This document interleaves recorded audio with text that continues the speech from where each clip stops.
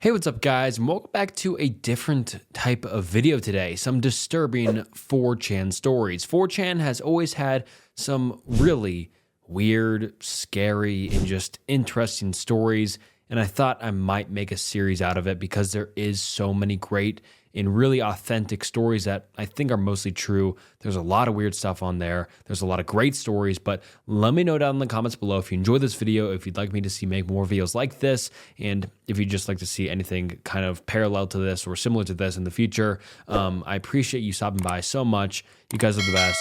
Please like and subscribe to the channel. It's the channel's goal to be at 500,000 subscribers, so please subscribe to the channel. And yeah, all right, without further ado, I'm really excited to get into these, and welcome to some disturbing 4chan stories. Anon delivers pizza in woods. I was obsessed with Goatman / Skinwalker / Mimicry stories for a while, but I haven't looked in a while. And then this happened to me last night, and now I literally cannot sleep or stop shitting my pants due to its proximity to my house. I'll try to green text as much as I can, but first, background. I'm 21 and a college senior from Connecticut. While I live in a semi-rural area about 20 minutes to the closest supermarket / fast food. I go to school in Washington, D.C., not the nice part either, the part where crackheads are a real thing and cops are reassuring rather than troublesome. I've definitely seen some shit in my day.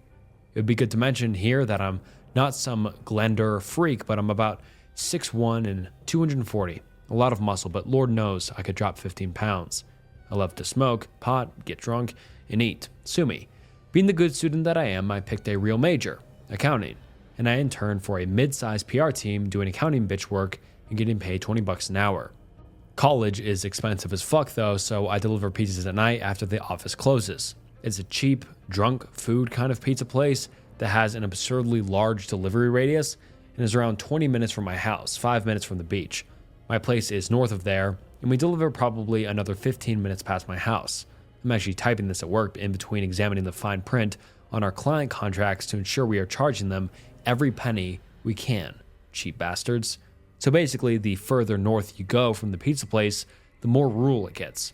I work until close, and this occurs around 9:45 p.m. Be me, in the back, folding pizza boxes like a good little corporate bitch. Counter girl comes back with the delivery slip. She tells me the customer sounded weird on the phone, kind of like he was talking through a fan or through his hands, and he was almost like gurgling. My DC experience instantly makes me think crackhead, although around here it's way more likely to be some benzo freak or painkiller addict. Automatically assuming some weird interaction will occur. Look at address, see it is kind of bumblefuck. I'm a little mad because I don't want to drive that far, but fuck it. It's the weirdest ticket I've ever seen. Guy ordered a large pizza with anchovies, ground beef, ham, sausage, pepperoni, etc. Literally $15 worth of extras. I go ask the counter girl if it's right. She says she thinks so. She couldn't really make it out though, so she said she did her best. She's like 16, so I cut her some slack, assumed she was daydreaming, and called the number back. Phone rings. 5, 10, 20, 30 times. No answer. Hang up, call again. Phone goes right to, the number you have dialed does not have a voicemail box that has been set up yet. Goodbye. Okay then. Manager delivers to just make the pizza as ordered and proceed from there. Deliver a pizza to a hilariously obese and blackout drunk couple, invited me in for drinks, but I don't drink or smoke when I work. Hope someone else took weird pizza. Surprise. No one did, it's my turn. Begrudgingly took the pizza and get in my car. Enter address into phone. It's on a side street adjacent to a park locals call open space, which despite the name is about 500 acres of straight woods. It's about 25 minutes away, basically the edge of our range.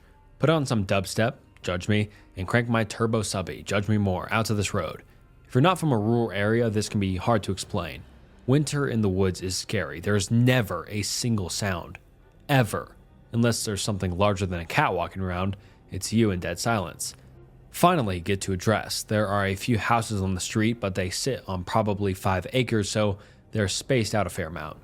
Looking for number 1134. I pass a 1130, then a long stretch of nothing, then a 1144. What the fuck? Yes? Lurking. Proceed. Go on, damn it. Your bait worked. Now proceed.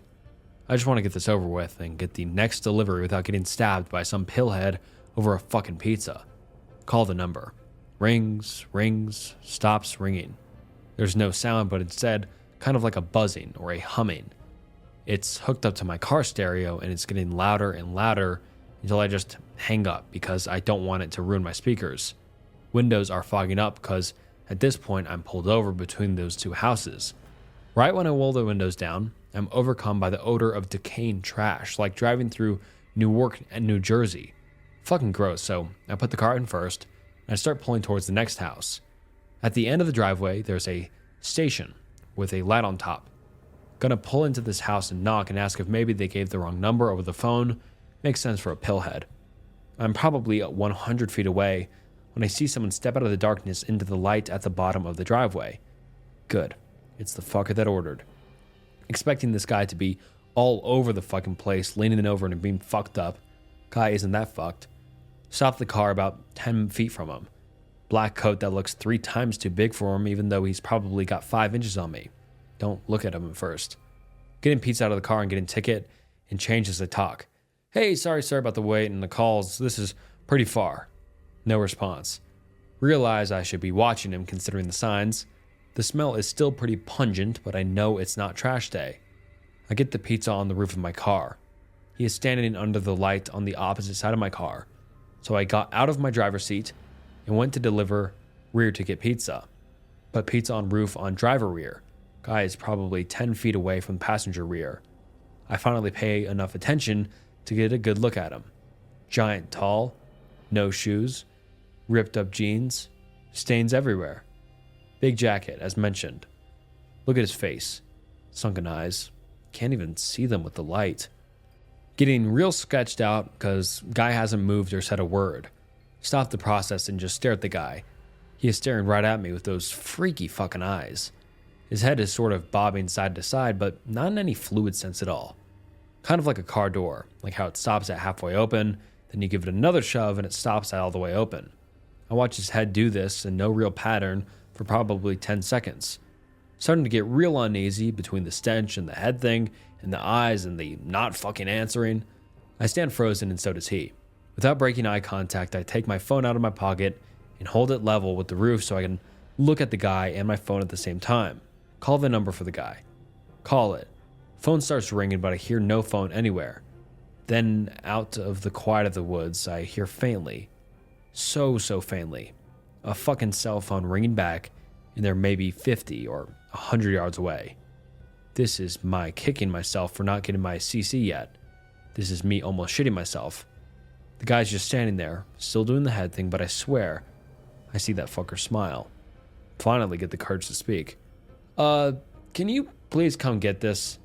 Also, I think you may have dropped your phone when you were hiding a body or whatever in the woods. Nervously laugh, still thinking maybe this guy dug too deep into the prescription bottle or found some PCP or some shit. I see his mouth open, head still bobbing, feet planted to the ground. He makes sort of like a low, guttural, quick grunt, then a high grunt, then a low grunt. They are sort of soft, kind of like someone clearing their throat. I've shut the rear passenger door at this point, and I'm ready to book it to the driver's seat, if I got to. Just as I go to call that phone again, I hear words. The phone's not mine. The pause between "the" and "the phone's not" was way too long. Phone's not literally sounded like one word. Mine came off an octave higher. My mind is DEFCON 5, like just full panic attack. Knees are weak. I'm literally about to peace out. I push the pizza to the far side of the roof away from me. Finally muster out, "Sir, you're freaking me the fuck out. I have a 45 and less than $20 on me. Please come take this so I can leave." When I say this, the head bobbing stops. His eyes are dark and burning a hole through my skull. Opens his mouth again. It was his. What? I say, stunned.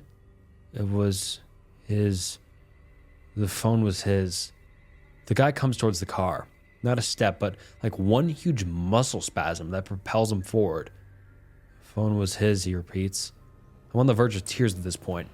Standing next to the open driver's side, pizza is on the roof over passenger rear door.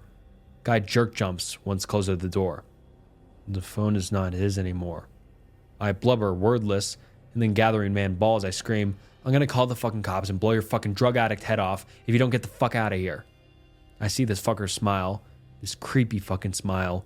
Without moving his mouth, I can hear him say in a completely different voice, a voice I've never heard before, go away, stop following me. I'll call the police. In one big jerky motion, the thing reaches forward, takes the pizza off the top of the car, and places a couple round things that I later identify as quarters on the roof, surrounded by dark liquid that spreads over the roof. I don't even think, just get in the car and peel out down the road. Leave the hot sleeve for the pizza, leave the shit on the roof, don't even close the door all the way. I go down the road at like 80 for a quarter mile, then pull a U-turn because I don't want to get more lost with this psycho here. I whip down the road, past the place where he was. Nothing. Finally, get to the end of the road. There's a stop sign to merge with the main road. Looks right to make sure it's clear. Look left. This thing's face is 12 inches from my own when I turn. Tactically shit myself. Peel down road. Finally make it back to pizza place, shaking like bloody hell. Smoke a joint just to calm me down, which I never do when I'm working. I walk in the front door of the pizza place. Hey, Anon, that guy at the open space house just called back. He said he forgot some food, but he only ordered the pizza, right? He said come back. I don't know. I start crying. Look at my phone, which has been thrown through the car with my driving. 14 fucking missed calls from that number. Literally in tears. All the voicemails are empty, except the last one. All I can hear is ragged breathing and those low gruntings. Fucking bawling my eyes out in front of this hot-ass counter girl, and I don't even give a fuck. Sit for 10 minutes and calm down. Remember the change on the roof. Go out to car and turn on flashlight. The roof of my car was covered in the most viscous, weird liquid, but it smelled like blood, and I throw up immediately. In the panel gap between my trunk and at the end of my rear window, I found the quarters. Covered in the same maple syrup thick goop blood shit, and stuck to it are soft little chunks of what I can only imagine is tissue. Go to open my car, and my blood turns to fucking ice. There is a single line of blood going from the front quarter panel to the driver's side door. The fucking thing tried to open my motherfucking door when it was next to me at the stop sign. Tactically cry and poop my pants more. I go back in, tell counter girl to try and call the number again. She tries over and over and over, but the phone goes right to voicemail. Next morning, I give the number to my uncle, who is a police captain a few towns over. Says the number is from a burner phone, paid in cash, basically untraceable, and it appeared to be off now. I sleep with the lights on now. I'll be lurking for the comments or suggestions or something like, is this fucker gonna stalk me and kill me or call me again? I'm fucking terrified. My 18th birthday party. October. Live out in the country in Tennessee. Dark as all kinds of fuck. Perfect chilly weather. Around 25 people all gathered at my house. We're playing manhunt. One guy runs off into the woods. Everyone else waits an hour, then hunts him with paintball guns. Plan on multiple rounds through the night. Couple rounds go by. No big deal. My 10-year-old brother draws short straw. Almost didn't let him go hide, but he begged. What could happen? We tried to find him for 6 hours. Eventually find him terrified in a hunter perch thing in a tree. Friend who found him said he kicked him in the face and almost knocked him off the tree at first. I asked him why. He tells me that he heard me trying to find him below the perch hours earlier. He peeks out. It isn't fucking me. It isn't a fucking person. It stayed below the tree calling his name for a few hours. Ran off when it heard us coming to actually find him. What the fuck, guys? Anon's friend comes back. Be me. 2 weeks ago, out at the deer lease with my friend. He says, hey Anon, I'm gonna go head on out. I'm bummed because it's only 5 p.m. and we were supposed to spend the rest of the night out there. 10-4, dude, catch you later. He leaves the blind and heads off through the woods towards the trucks. About 40 minutes later, I heard a tapping on the door. Look out the slide on the door. It's my buddy. He doesn't say shit, so I just let him in. Thought you were heading out, man. Knew you weren't gonna quit on me. Notice he doesn't have his rifle. Where's your gun, dude? Oh, left it at the truck. Oh well. Shit, you may as well have gone home, haha. He just smiles and sat there, didn't say a word except for the occasional grunt of acknowledgement and of interest. It weirds me out because he's normally a pretty social guy, always talking about UFC shit or Mass Effect. I ask, you okay, bro? All he says is, don't feel good. That's all. About 5:30 a.m. he says, hey Anon, I'm gonna head on out. Before I can even reply, he's gotten up and exited the blind, and I can hear him tromping through the woods. At the time I thought, well, thanks for scaring off the deer, fuckwit. But now that I think about it, he wasn't walking towards the trucks. He was walking kind of off the way. About 7 a.m. I decide, fuck it, I give up. Pack my shit and head to my truck. His truck is gone, so I think nothing of it.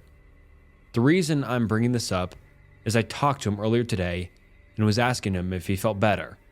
And he looked at me confused and said, what do you mean, Anon? You know, after you came back to the blind, you said you weren't feeling good. Figured that's why you weren't running your mouth about Quatrain, pussy. He looked at me like I grew a second head and said, Anon, dude, I didn't come back to the blind. I drove home. Got home at 8 and went the fuck to bed. So, yeah. Anon describes spooky cavern in Virginia, the Grand Caverns Cryptids. This photo is taken in 1895 by an amateur spelunker / photographer named Orrin Jeffries while exploring an unmapped section of Grand Caverns in southwestern Virginia. At the time it was taken, Jeffries was conducting photographic experiments using super long exposures to see if anything at all could be captured in the total absence of light, otherwise known as cave darkness.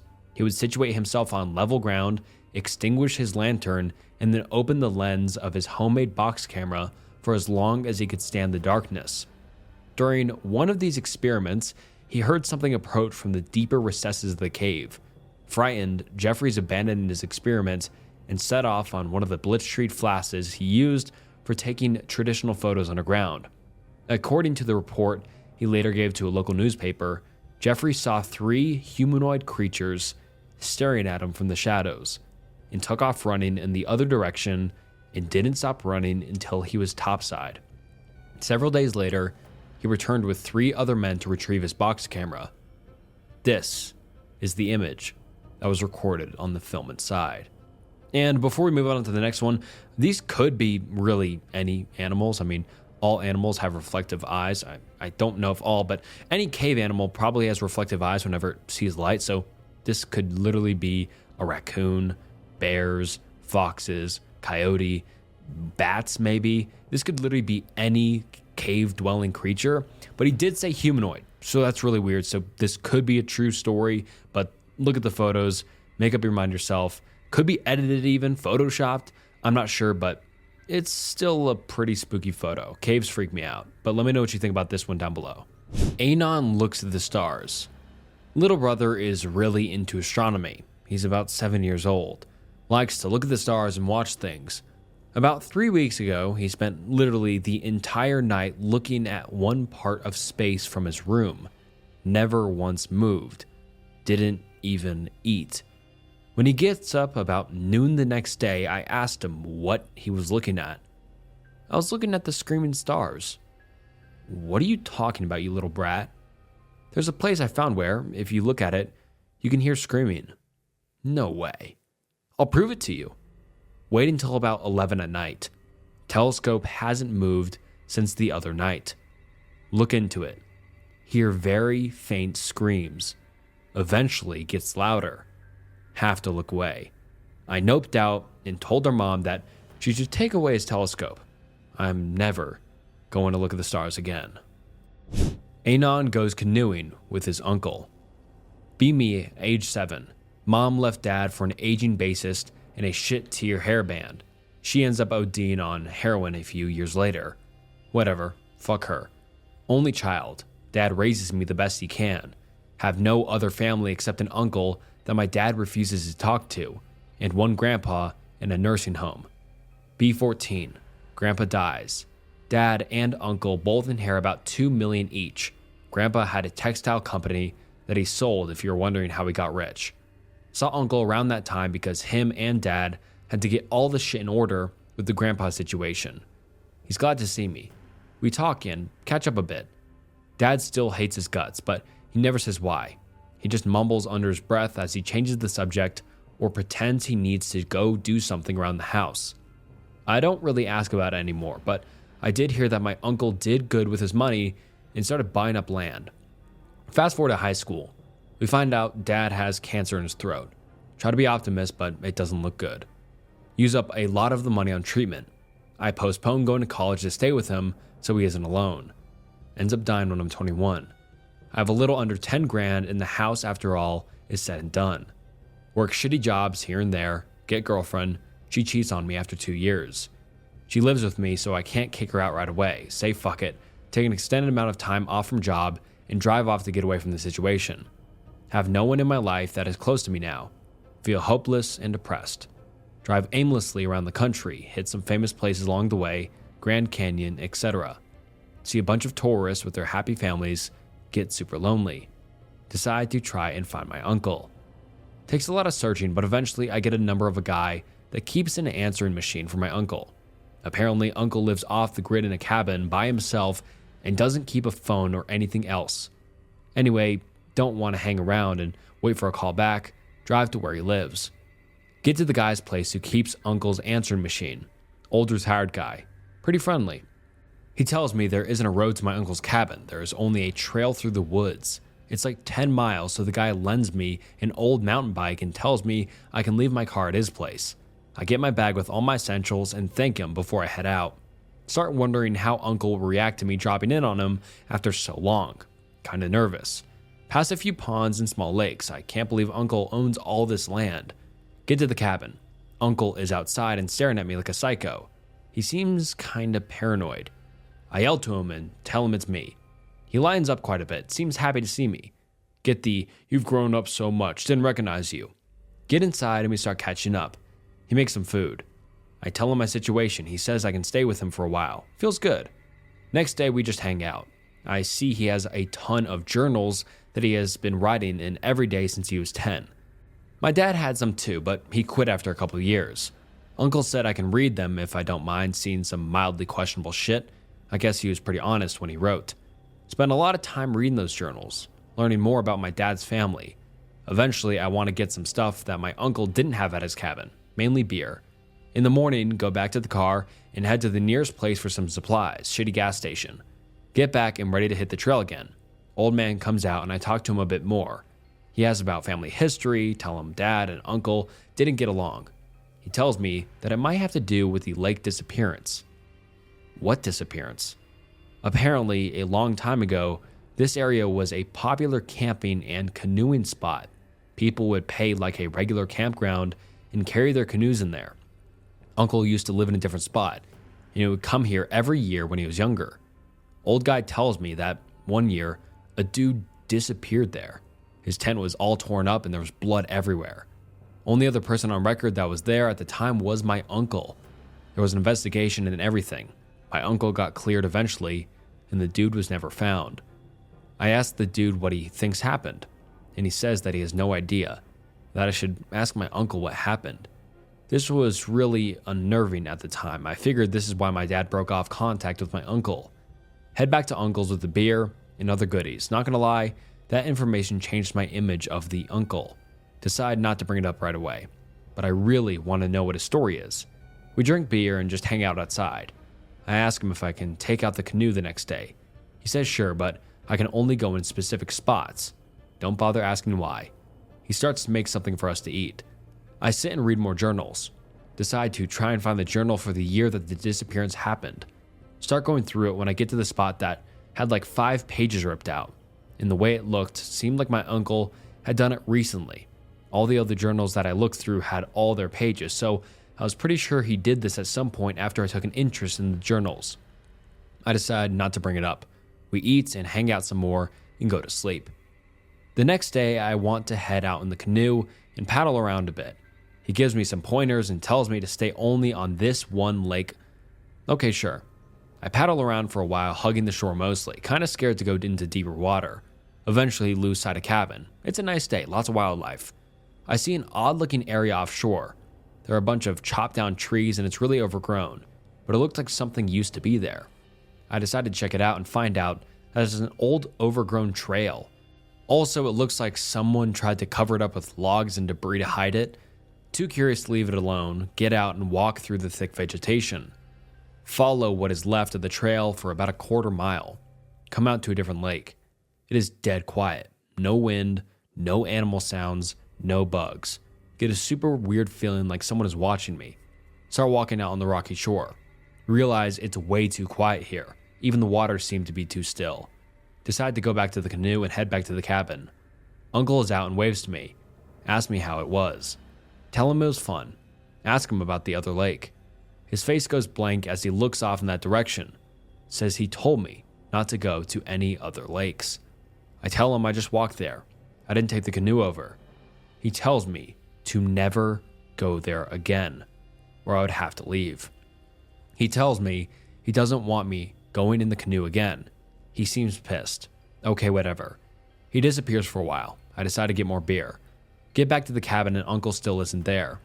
I decide to hold off on the beer and make something to eat. Uncle gets back and he is pretty quiet. Things are kind of tense. I just end up sitting around till bedtime. Next day, Uncle is in a better mood, apologizes for being a dick. We start drinking beer. He goes through most of them and loosens up a lot. I guess he really needed to take the edge off. I ask him why Dad and him never got along. He just kind of brushes it off. I ask him if it is to do with the incident on the lake. He gets quiet for a moment and asks me what do I know about it. I tell him what the old guy told me. He gets quiet for a really long time and just stares off in the direction of the lake with the overgrown trail. Maybe it was because he was drunk, or maybe it was because he was tired of keeping it to himself, but he told me where he hid the missing journal pages. He told me to make of it what I wanted, but that what he wrote was the truth. He got up and went for a walk. I went to the spot in the cabin where he hid the pages and started reading them. First page is from the day before his trip out. It didn't really have anything too interesting on it, mostly a list of all he took on his camping trip and what he ate and the weather, which he documented every day. The next 2 pages were from the same day. They were about him arriving at the park hoping he was the first person there that season so that he could camp wherever he wanted. He found out that there was already another guy out in the lakes who went in the night before. I guess back when the land was a campground, it was a lot easier to access a lot of areas, so it didn't take long to get to the lakes with his canoe.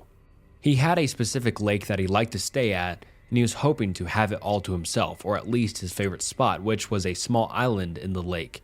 When he got onto that lake, he saw smoke on the island and a red tent, so he was disappointed that his spot was taken. Eventually, he settled onto a small peninsula that had some trees on it. The only other noteworthy thing from that day was that he never saw the guy walking around on the island, and eventually the smoke stopped. The last thing on that page was that my uncle planned on moving to a different lake the next day because he wanted to be completely alone. The next day he noticed that the guy hadn't lit a fire, and he still hadn't seen him walking around on the island, and his canoe was still there. There was a storm rolling in that day, and my uncle decided to stay at the spot for another night. He also wrote that during the night on his first day, he got up to take a piss. The moon wasn't quite full, but it gave off a lot of light. He saw what looked like a log standing straight up in the middle of the lake. The last page had 2 days on it, one on the front, on the back. The weather was horrible the next day, windy and cloudy. He decided to try and head out anyway, but ended up flipping his canoe and had to get it back to shore. He made a fire and dried out all his gear and clothes the best he could. He set up his tent again and was in for another night. He also wrote that he still had not seen any movement or a fire on the island, and that the night before he once saw the upright log on the lake. But this time it had gotten closer, about half of the way between the first place he saw it and his campsite. He also noted that it was not visible during the day. From what I had read up to that point, I didn't understand what was so bad about this that he would try and hide it from me. That all changed when I read the last entry. The last night that he was there, the moonlight woke him up. He also had to take a piss. He got out of the tent in the cool night air to complete silence. The only sound was the faintest lapping of the water on the shore. As he was relieving himself, he noticed how calm and glassy the lake was. And then he saw it. The thing that he thought was a log stood at the very end of the peninsula. Now that it was on land, he could tell that it was alive. A pitch black figure almost 7 feet tall, wearing what looked like to be wet robes. He crawled back into his tent, his heart racing, and pretended like it wasn't there. Then he heard the voice of a child in distress. "Can you help me? I'm lost." Followed by a low giggling and random whispers around the tent. "Shh, don't wake him." Then more giggling. This went on for what seemed like an eternity. The sounds of footsteps all around the tent, giggling and shushing. Just before dawn, he heard what he presumed to be the figure wading back out into the water. As soon as it was light out, he was already packing his things and heading back the way he came in. But first, he paddled up to the island to see if there was anyone there. All he saw were the remains of the first fire, the tent torn apart on the one side, blood everywhere, and strange symbols drawn on a big boulder. He reported the man missing, but he never told anyone about what he saw that night. After I was done reading, I just sat there until my uncle got back from his walk. "It's still out there," he said, as he looked towards the lake. He said that he bought up the area over the years and tries his best to keep people off of that lake. He says it's cursed. That didn't stop me from going back once more to see it, but that's a story for a different time. And wow, I really like that story. I'm really loving these 4chan stories so far. Let me know down in the comments below if you like these or if you don't, but I think this is a nice alternative to the Reddit stories. And yeah, I'm just really liking these so far. Really like the vibe. They're just kind of differently written than the Reddit stories. I know you guys love those, but hopefully you guys end up loving these too. So we have 2 alternatives. But yeah, comment down below if you enjoyed that story. And yeah, into the next one. Anon and his wife go camping. Wife asked me to go camping. Hate the idea. She is excited though. Sure, why not? We drive to a secluded bit of land her grandparents own. Spend hours setting up the tent and campsite. We get ready. Go hiking. It rains a little. We get a little wet. We double back. Get back just as it gets dark. Make a fire. Wife is getting a little low energy. We eat and talk for a while. Decide to go to sleep. Inflatable mattress. Double sleeping bag. We get in together. She is shivering. Ask if she is okay. I'm fine. She keeps shivering. I don't feel good. You said you were fine. I don't want to ruin our trip. Oh boy, we get to go home. Feel her face. She's pretty hot. Well, it won't be any fun if you don't feel well. I think you may have a fever. I guess. Let's go home. Get up and get her to the car. Start it and turn on the heat. Start packing up our stuff. In the tent, deflating the mattress. The horn beeps. I run out and over to the car. She says that there was someone around our camp. Said they were crawling. As soon as she saw them move and was sure it was someone, she beeped the horn. Can tell she is upset. Don't believe her though. Tell her to relax and go back to packing.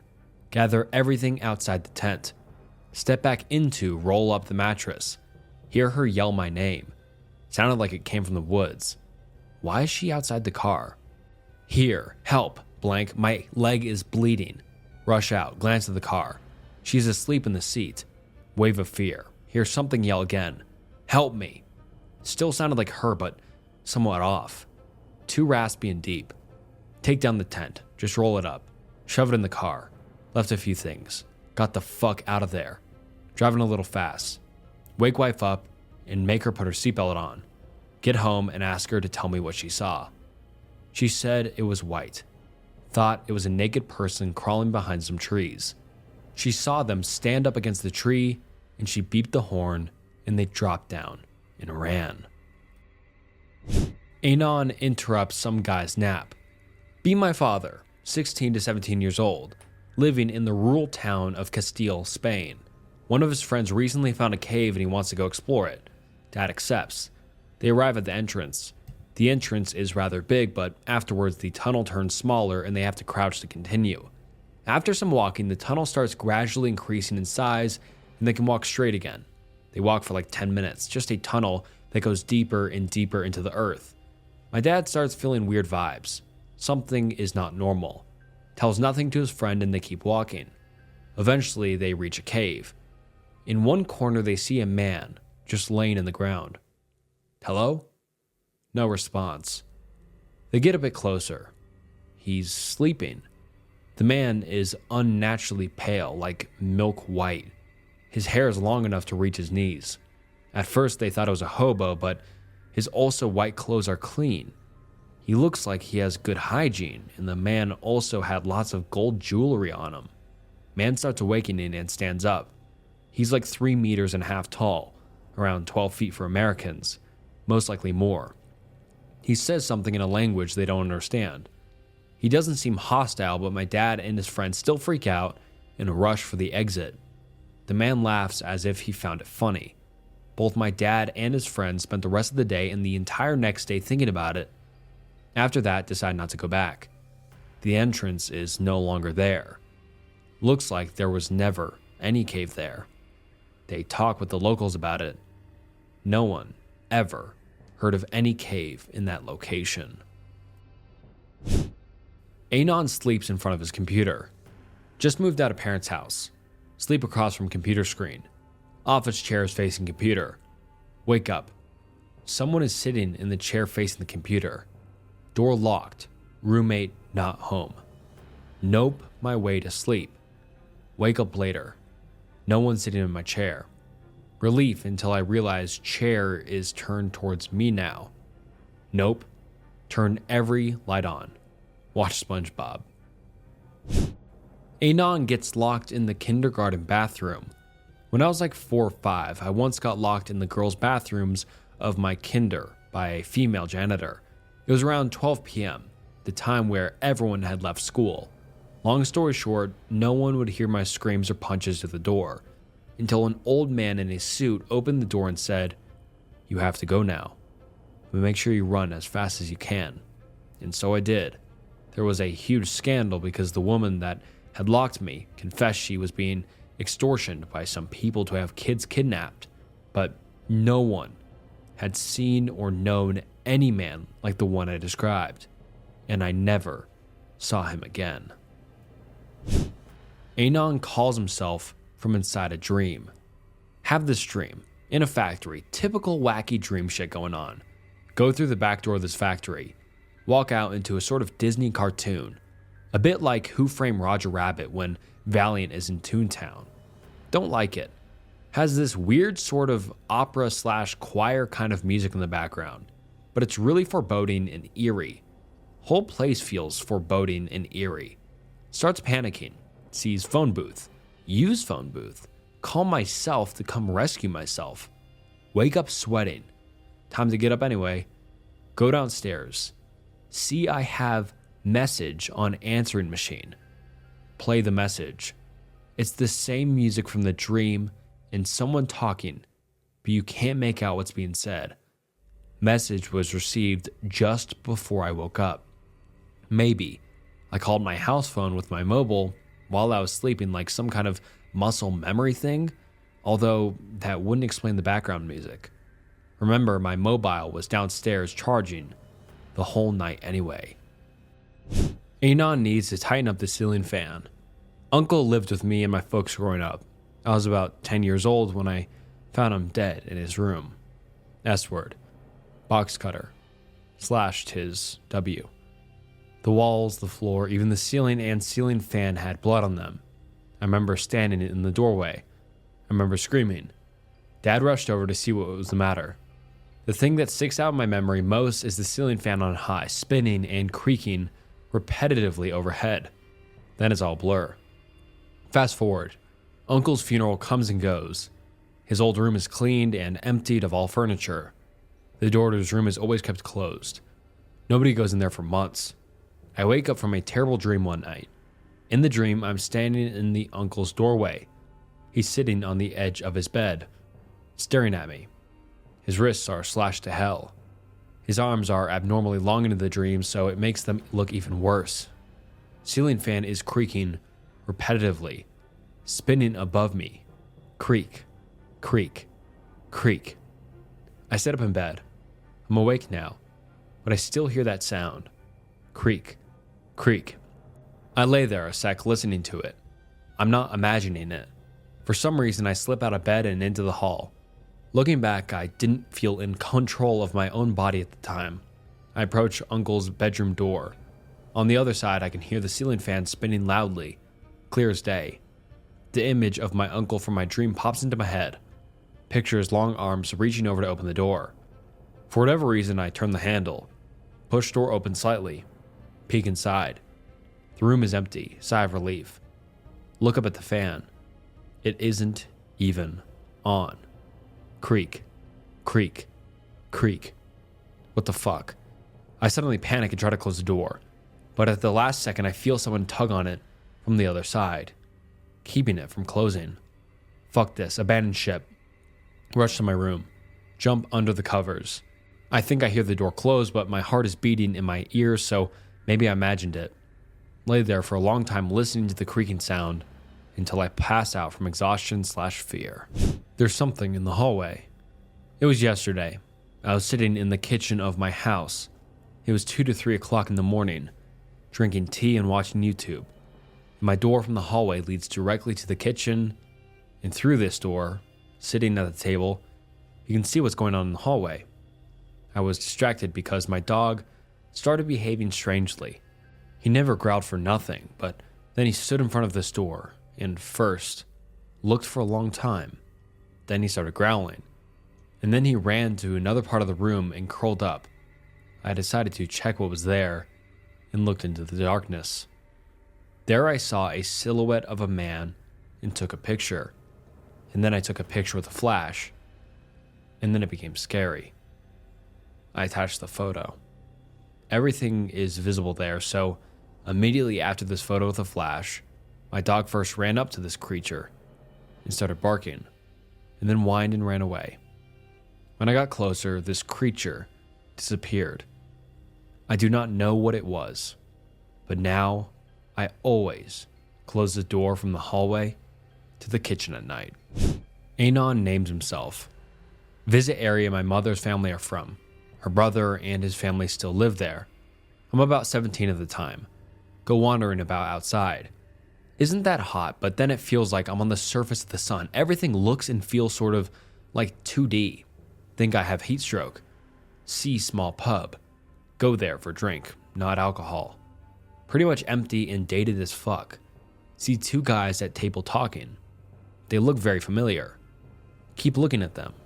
They notice. Eventually one comes over menacingly and asks why I keep looking. Suddenly, I know who they are. They're my 2 uncles. It's me, Anon. Who? Your sister's son, Anon. Start reeing at me that sister is only 12. Very definitely not my uncle's. Ha, just memeing bros. I'm a doctor. Boyish good looks give this ruse away. Blood could be spilled. Run out the doors and back to Uncle's house. Still hot as fuck. When I get back to his place, it doesn't seem so hot anymore. Have a peculiar first name. So much that no one calls me by it, except for myself and my mother. And everyone else uses a shortened version like Jonathan and John, for example, except more rare. Haven't seen Uncle since I was young, ankle biter. We sit out back and start talking. Accidentally called me by my full first name. Literally grimaces at it. Ask what's up with it. Tells me that back in the 70s, him and his brother were in the pub when someone called that, started trying to dab on them. When they chased him out of the pub, he totally disappeared. My mother overheard him telling this to his parents that same night. My mother loved the name. To him, it was cursed. Don't know if I've always been cursed or if somehow I named myself. And attached is a photo that I assume is something similar to what he saw. Something is hitting the trailer. My name is Jeff and I work in the frozen food industry for a local company that delivers stuff to restaurants, food trucks, etc. I work the early morning shift along with a single mid-level manager. Mid-level manager and I arrive to work one Monday morning and it is still dark out. Late in the years, stars still twinkling in the sky above. It's frigid outside and frost covers everything. We've got a delivery this morning, a frozen food hauler that needs to be emptied and sorted before the rest of the crew comes in. Get to it. Mid-level manager is supposed to be in the freezer with an extra insulated burqa on. Not really a burqa, but a really huge woolly jacket type of thing. Makes him look ridiculous. I've got layers on too, but I'm working in the trailer of the truck. We set up rails and I start emptying the trailer. Mid-level manager goes into the freezer and doesn't come out. I send things down the rails and they disappear through a window slot into the freezer where mid-level manager takes and sorts them. Everything is going perfectly normal. A huge sound reverberates through the trailer like someone had whacked it with a big sledgehammer or something. The sound pinged off the inside of the trailer, making a gong-like sound. Obviously, I didn't miss it. Trailer rocks back and forth a little too. I'm taken aback. Our warehouse is pretty remote, about half a kilometer from the nearest town. Need to take a lonely little industrial road just to get here. Tall grass and tight-knit tree lines have us hemmed in. Nobody else should be out here, especially with the high gate and no trespassing signs everywhere. Another impact, more like a massive slap. I lose my footing on the slippery floor on the freezer trailer and fall over, banging my head hard against the side of the trailer. Visions goes white for a moment before it readjusts and the pain sets in. Now I'm angry. Who the F just did that? I yell out, my own voice echoing in the cramped, frozen space. Nothing. Just silence. The freezer unit at the back of the truck turns off. It had been running the whole time. And I think I hear heavy footfalls from outside, like someone with boots on trudging through the parking lot. I stand there for a moment before I realize I'm not sending product down the rails anymore. Sure enough, mid-level manager pokes his frost-encrusted face out from the window slot and tells me to keep moving. What the fuck? If mid-level manager was still in the freezer, then who was hitting the side of the trailer? I pick up a discarded piece of racking as a weapon and cautiously get out of the trailer into the concrete docking area. I open the door out into the parking lot and look around. Nothing. Just pre-dawn darkness and the buzz of insects defying the night's cold with their incessant mating calls. I wait a few minutes to see if I hear anything. Mid-level pokes his head out of the slot again and really yells at me this time. I can't blame him. It's subarctic in there. I finish emptying the trailer with no further issues. Afterward, we wrap up, dismantle and store the racks, and clean up the trailer. Mid-level manager hands paperwork to truck driver who is snoozing in our office. He had been waiting for several hours to finish this delivery. Truck driver and mid-level manager both come out just as I'm finishing up.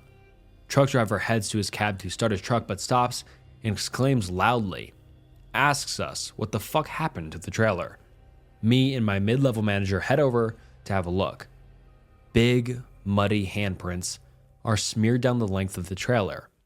Think dark mud coats the side of the trailer, and it looks very much like a handprint. A very, very big handprint. Truck driver is bewildered. Says he doesn't remember that being there. Wonders if maybe something smacked into the trailer when he was asleep in our office. I don't say anything. I'm a shy person by nature, and I don't feel like telling anyone, least of all someone I work for. That something was slapping the side of the trailer hard enough to knock me over. Mid-level manager produces paper towels and helps truck drive take most of the mid off. Meanwhile, I'm scanning the tree line, trying to find any trace of what might have done this. Nothing. The forest around us is still and quiet, save the insects. First and last time I experienced anything like that. I kept working there for about a year more before leaving for a better paying job. Still wonder to this day what it was that hit the trailer. Anon sees the hog rider. Be me, living in a small village on the border of Germany and the Netherlands, testing my new night vision cam for school project. Wolves are turning back to the Netherlands through Germany. It's been all over the fucking news. Found a nice tree in the woods near a hill called the Tonkenberg, looking for a money shot. Install my sweet new camera, hook the baby up to a nice tree. Come back next day to look at pictures. Nothing but birds and small deer. Just spent fucking 400 euros to spy on birds. Feels bad.jpg. Repeat this for a week or two. More birds, deer, and some hogs too. Send all pictures to a friend/project partner from school for further review. Next day, got home from a family dinner at some Spanish restaurant, turn on PC. 3 emails from friend. 2 of them are about some rare birds. In the last mail, he urges me to look at some pictures I took a week ago. Open OP folder. Open pic and see what appears to be a feral ghoul from Fallout 4 riding a hog. Holy fuck, and I don't even know what this next line says. It's here, so try to decipher that for what you want. I think he says, almost tear of my effing balls as I was scratched them at the moment. Not really sure, let's keep going. Lose my shit a bit. I call friend. I don't know what to do. Go to police? No, what are they gonna do? Look for a Dr. Seuss character riding a pig? Don't think so. Next day, at school. Talk to friend about pic. Too afraid to show pic to anyone. They might think I lost my mind or something. Ask him, did you show this pic to anyone, Anon? Anon, yeah man, my parents and my uncle. Anon, they think it's pretty funny. Weekend, go back home, show a pic to my mother. She says it's a weird picture like the ones on the Discovery Channel. Says grandpa used to tell stories about a man riding a hog. That's really specific. Next day, go to see Gramps. He pours me a drink as always. Korbrangen or gin, as you guys in Trumpetopia call it. My family is fueling my alcoholism. Gonna die before I turn 30 for sure. Ask him about a guy riding a hog. At first, he is clueless about what I am talking about. He remembers and smiles. He told me about a spirit called Dirk met den Beer, Dirk with a hog. Says he is a protector of these woods and something about an old farmer being cursed for shooting a veal at God on Cursed Knock, which is Christmas Eve. He goes to the bookshelf to get an old leathery looking book with gold ornaments. I don't know how to describe it in English. Averjang Sagenbuch? What's the title on the cover? A book with stories about local legends like dwarves, water monsters, and witches. Under the chapter, Wild Giat, Wild Hunt, I found multiple stories about Dirk met den Beer. Some about the cursed farmer, and one about him being a god like from the pagan times. Some real Viking shit. I say to my grandpa, that's a weird name for a god. Dirk? He smiles. That's not his real name, Anon. He can't speak his real name. It will bring bad luck. What's he called? I said Voldemort, I said smiling. Even just seeing the wild hunt is a bad omen. My grandma hears my grandpa talking about the spirit. She looks at us and says, wasn't he called Fro or Freeze or something? In one fluent motion, my grandpa jumps out his chair and begins to raise his voice. You don't speak his name. What did I just tell you now? Oh fuck. Didn't know my grandpa was this superstitious.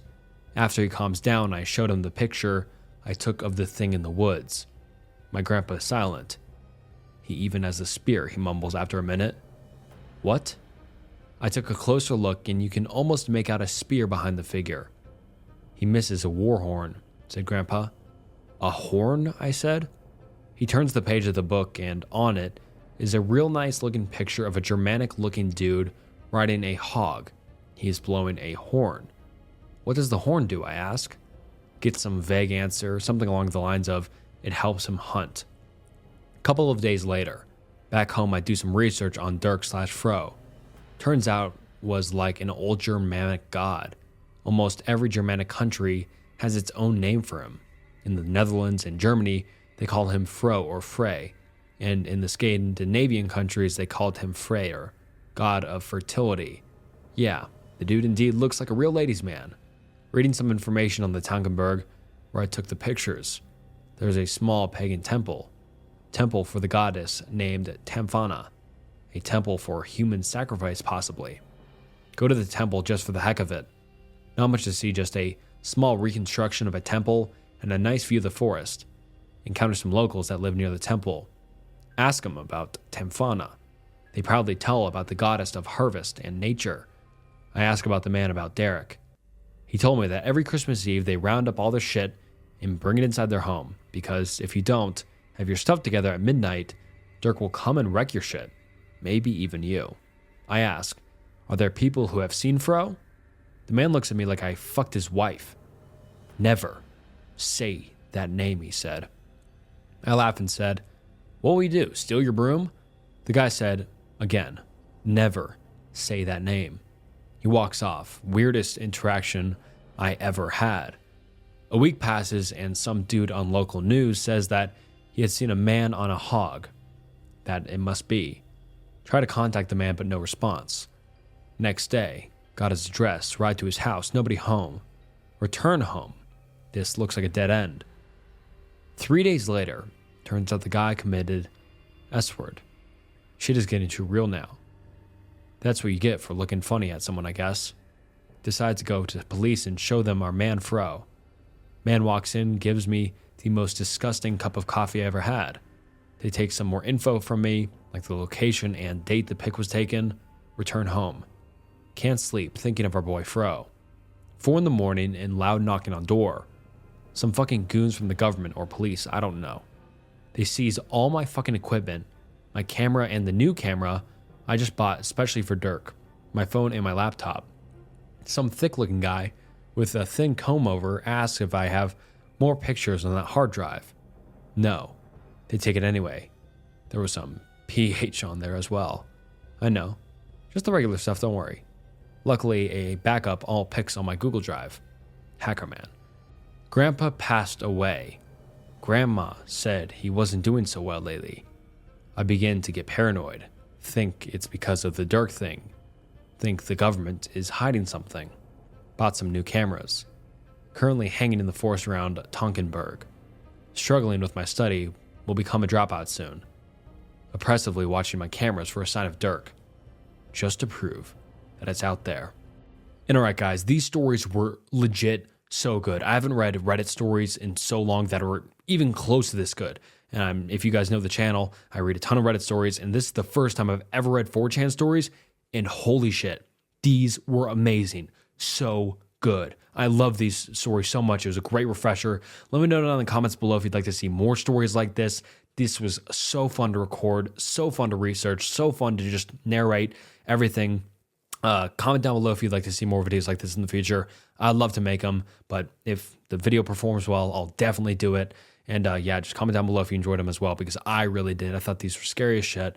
They were really entertaining, really good. And yeah, thank you so much for watching. This was Snook, and I'll see you next time.